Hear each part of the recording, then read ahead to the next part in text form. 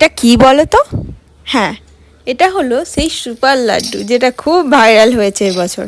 তো সেটা আমি কিভাবে বানিয়েছিলাম সেটাই তোমাদের দেখাই। এসো, বাড়িতে যা ধরনের বাদাম থাকবে সব বাদাম, flax seed, pumpkin seed, sunflower seed, কাজু, আলমন্ডস, তারপরে চিয়া সিড, ফ্লেক্সিড সব দিয়ে হালকা করে, খুব হালকা করে গরম করার মধ্যে একটু নেড়ে নেবে, যাতে মিক্সিতে গুঁড়ো করার সময় কোনো অসুবিধা না হয়।